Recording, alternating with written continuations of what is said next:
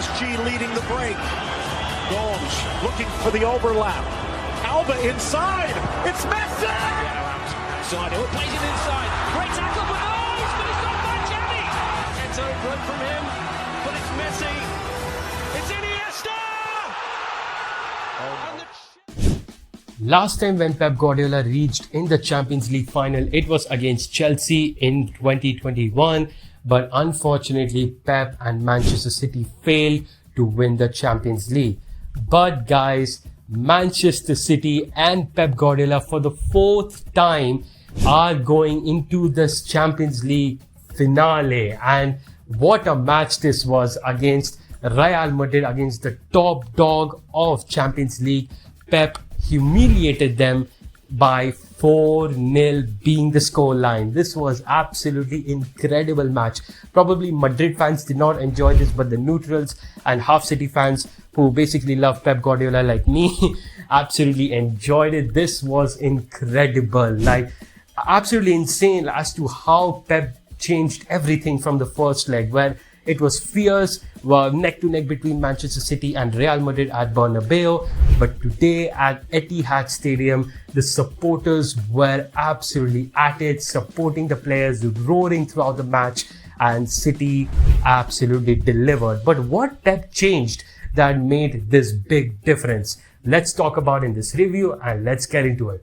And let's begin with the starting 11 of both the teams. So let's start off with Manchester City's 11. Well, in the picture, it actually shows 4-2-3-1 formation, but they pretty much went with the same formation like they did in the first leg, 3-2-4-1.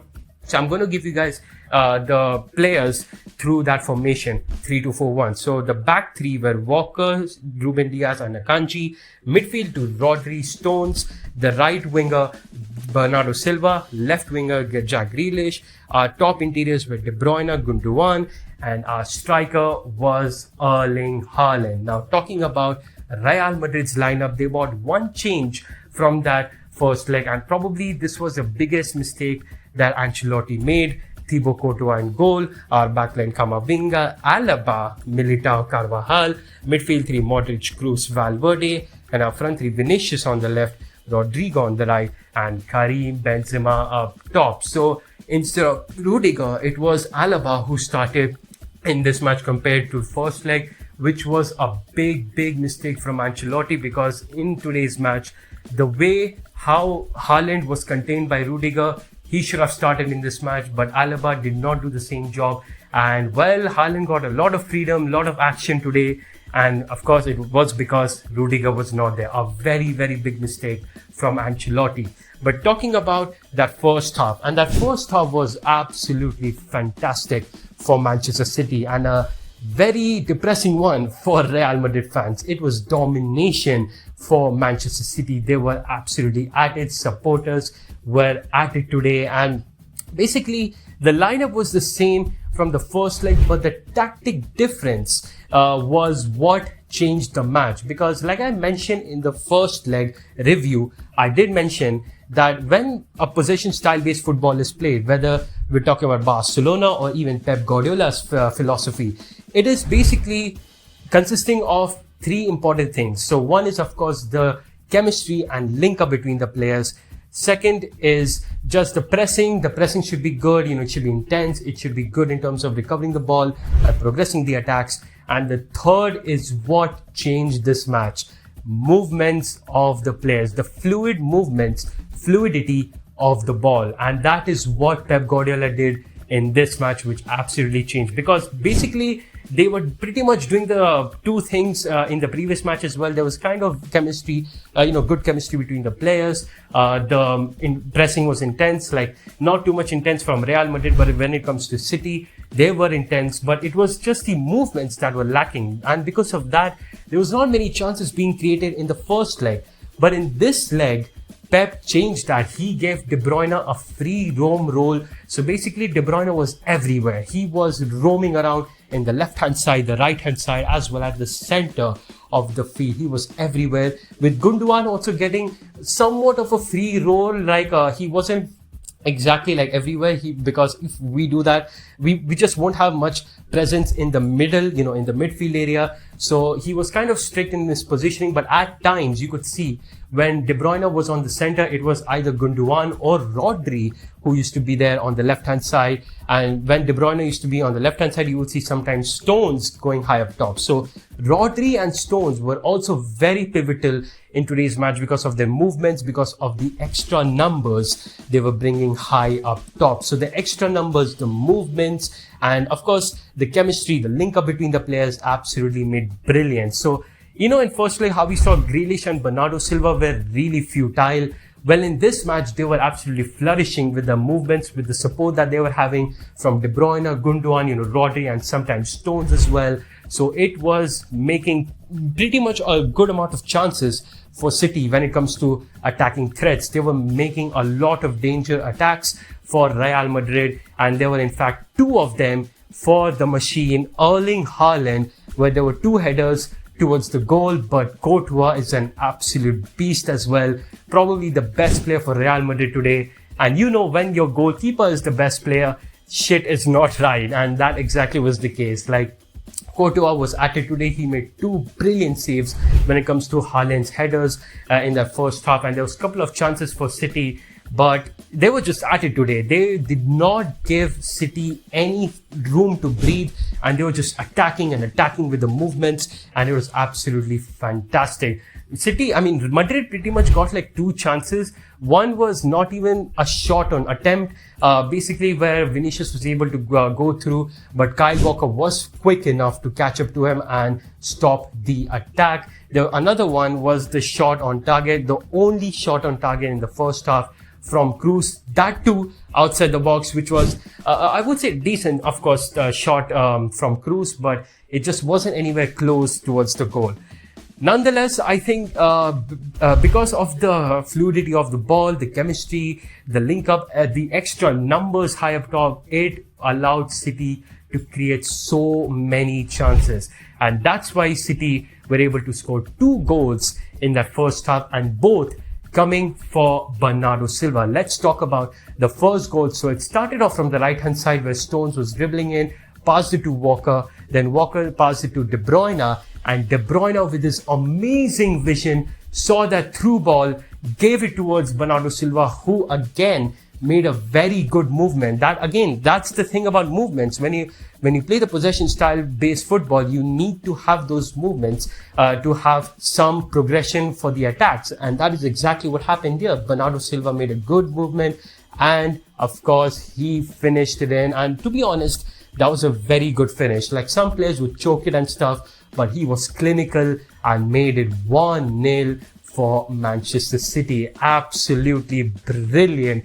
And the way City fans were celebrating it, they were loving it. And of course, many people do have an argument that City fans are not as great as other club fans, but you know what? They are equally up there. Like, the support is just insane that they received today for Manchester City. And they also scored the second goal again for Bernardo Silva. So in this goal, it was Grealish on the left, dribbling a bit. He saw Gundogan making a movement. Again, movement being into the play, but it was a movement from Gundogan. Grealish saw that. He passed it to Gundogan. Gundogan then shot it. Courtois blocked it, and then it got rebounded towards Bernardo Silva. And again, amazing finish. A finish that many players would choke it, but not Bernardo Silva. Amazing, clinical, calm, composed finish, and makes it 2-0 for Manchester City. Absolutely incredible stuff from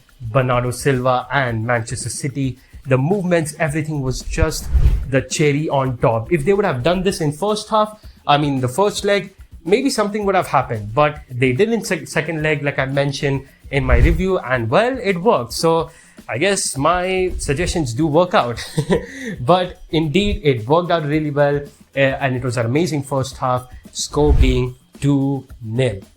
Now let's talk about the second half, where there was a little bit rise of Real Madrid in second half. They were able to have more of the ball, trying to play out through, but Man City's defense was brilliant today. They were able to shut down all the threats that usually Real Madrid have when it comes to crosses towards Benzema. It was nullified. Vinicius nullified by Kyle Walker, and also Bernardo Silva, who was marking him time to time.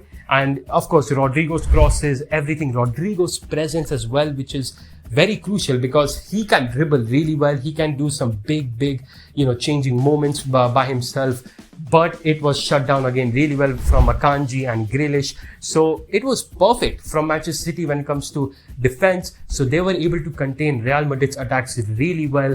And again, mostly the close chances that came for Real Madrid were outside the boxes, or that free kick that came from Alaba. Like, other than that, nothing really much. And of course, Manchester City at the other end were not really having that much connection. They were getting dispossessed. They were having inaccurate passes and basically giving Madrid more time on the ball, which was kind of the problem. But I think, it happens usually with Man City, like it happened in the first leg as well. I think around the second half, also the same thing happened where they were not keeping the ball well. They were dispossessing themselves and stuff.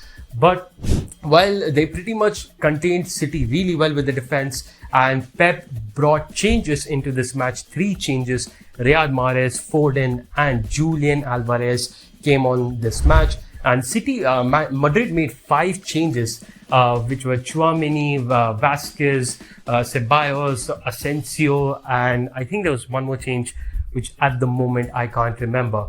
Rudiger, yes, Rudiger also came on actually. So, well, of course, like I said in the beginning of the video, Rudiger not being in the starting 11 was a big mistake. Alaba was not able to contain Haaland that well. Haaland was able to do big things. Like, in fact, a very big chance for Haaland also came in the second half, in which he was just moving really good. Like, Akanji gave the pass to Haaland, then Haaland gave to Gundogan. Gundogan gives an amazing back heel to Haaland. Haaland was one-on-one against Courtois, but again, Courtois saved. Like, it wasn't Haaland's day to score, but it was City's day to win, definitely. And of course, they scored the 3rd goal as well, which came off as an own goal, basically. So it was a set piece. De Bruyne took the free kick, and then it was Akanji who was going to have the header, but Militao accidentally hit it in the goal and made it 3-0 for Manchester City. And the 4th goal also came, in which the substitutes were involved. So it started off with Foden with his intense pressing, which, by the way, he was amazing today. Like, as he came on for 5 minutes or 10 minutes, how much ever he came, he was pressing intensely. Like, you could see that young, fresh legs that was very much required in this match. Like, De Bruyne did not have that. So Foden with his intense pressing did really well. And in this case as well, it shows it. He won the ball, gave it to Kyle Walker. Kyle Walker dribbled a bit and then saw Foden with some space. And Foden over here was absolutely amazing, majestic, honestly. The through ball over there, he did not even have a chance to look up front, but he knew Alvarez was making a run, gave an amazing through ball. Alvarez made the run, and of course, he would score it in. Why would you expect that he wouldn't? He did, made it 4-0 for Manchester City. That's how the game ends. What a game from Manchester City. And I'm really happy for Pep Guardiola because, well, first of all, the suggestions that I made worked in this match. So I'm happy about that, that, my suggestions do be working. And, but mostly because, Pep Guardiola did really well throughout the Champions League and they're doing really well in this campaign. And this super Manchester City team is, of course, on course to winning the treble. So let's see if that will happen. But what a match. And on to we go to the Champions League final where City play against Inter Milan. Thank you so much for watching this video. Hopefully you guys enjoyed it and hopefully you guys are celebrating it like I am doing. To Madrid fans, I would like to say congratulations. Like, you guys did pretty well as well, but I mean, Ancelotti did a couple of mistakes in this match, unfortunately. So, but nonetheless, thank you so much for watching. I'll see you guys next time. Peace. Forza Barca and Forza City.